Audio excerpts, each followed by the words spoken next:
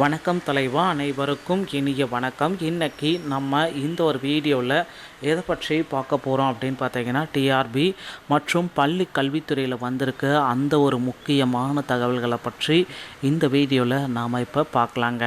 So நீங்கள் நம்முடைய சேனலை முதல் முறையாக பார்க்குறீங்க அப்படின்னா மறக்காமல் ஒரு சப்ஸ்கிரைப் அண்ட் பெல்லை கிளிக் பண்ணி வச்சுக்கோங்க. ஸோ போராட்டத்தால், இடைநிலை ஆசிரியர்கள் போராட்டத்தால் 10,000 ஆசிரியர்கள் ஆப்ஷன். தொடக்க பள்ளிகளில் வகுப்புகள் எல்லாமே முடக்கப்பட்டிருக்கு. ஸோ போராட்டத்தினால் 10,000 ஆசிரியர்கள் ஆப்சண்ட் ஆகியிருக்காங்க. தொடக்க பள்ளிகளில் வகுப்புகள் முடக்கமாயிருக்கு. தமிழகத்தில் சம வேலைக்கு சம ஊதியம் வழங்குங்க அப்படின்ட்டு கோரிக்கைகள் எல்லாமே எழுந்திருக்கு.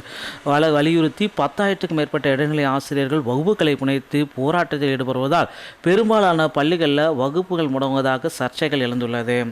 தொடக்க கல்வியில் 2009ஆம் ஆண்டு ஜூன் 1க்கு பிறகு நியமிக்கப்பட்ட 20,000 ஆசிரியர்களுக்கு சம்பள முறைப்பாடு உள்ளது. இதை வலியுறுத்தி 16 ஆண்டுகளாக இடைநிலை ஆசிரியர்கள் போராட்டங்களை நடத்தி வருகிறார். டிசம்பர் 26 முதல் தொடர் போராட்டங்களை அறிவித்து ஆயிரக்கணக்கான ஆசிரியர்கள் சென்னையில் பல்வேறு இடங்களில் முற்றுகை, மனித சங்கிலி, ஆர்ப்பாட்டம் போன்ற போராட்டங்களை நடத்தி வருகின்றனர். இதனால் தினம் 900க்கும் மேற்பட்ட ஆசிரியர்களை போலீசார் கைதும் செய்கின்றனர். அரையாண்டு தேர்வு முடிந்து ஜனவரி 5 முதல் பள்ளிகள் திறக்கப்பட்ட நிலையில் மாநிலம் முழுவதும் இடைநிலை ஆசிரியர்கள் 10,000க்கும் மேற்பட்டவர்கள் பள்ளிக்கு செல்லாமல் அந்தந்த மாவட்ட சிஓ அலுவலகங்கள் முன்பு காத்திருப்பு போராட்டங்களில் ஈடுபட்டு வருகின்றனர். இதனால் பள்ளிக்கு செல்லாதவர்களுடைய சம்பளம் பிடித்தம் செய்ய தொடக்க கல்வி இயக்குநருக்கு நரேஷ் உத்தரவிட்டுள்ளார். ஆனாலும் ஆசிரியர்கள் போராட்டம் தொடர்வதால் பெரும்பாலான பள்ளிகள் வகுப்புகள் பாதிக்கப்படுகிறது. இது குறித்து இடைநிலை ஆசிரியர் பதவி வகுப்பு இயக்க பொதுச் செயலர் ராபர்ட் கூறியதாவது, மாணவர்கள் பாதிக்கக்கூடாது என்பதற்காக அரையாண்டு விடுமுறையை தியாகம் செய்ய போராட்டத்தை துவக்கினோம். பள்ளி திறக்கும் வரையும் எங்களை அழைத்து பேசவில்லை. தற்பொழுது பள்ளிகள் திறந்து மாணவர்களுக்கு கல்வி பாதிக்கும் நிலை ஏற்பட்டுள்ளது. தமிழக அரசு தான் இதற்கு காரணம் என்று அவர் குறிப்பிட்டிருக்காரு. இதனால் பார்த்தீங்கன்னா மாணவர்களுடைய கல்வி தரம் பாதிக்கப்படுது. ஸோ உடனடியாக அரசு இவர்களுடைய கோரிக்கைகளை ஏற்குமா அப்படின்றத நிச்சயமாக பார்க்கலாம்.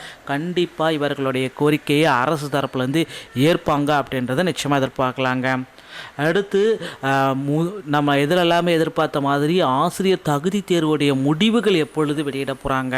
கடந்த நவம்பர் 15, 16 தேதிகளில் நடைபெற்ற ஆசிரியர் தகுதி தேர்வுடைய முடிவுகள் இந்த பொங்கலுக்கு வெளியாகும் என்று எதிர்பார்க்கப்பட்டது. ஸோ பொங்கலுக்கு பிறகு தான் இந்த ஆசிரியர் தகுதி தேர்வுடைய முடிவுகள் வெளியாகும் என்று சில அதிகாரிகள் தரப்பு வட்டாரத்திலிருந்து குறிப்பிடுறாங்க.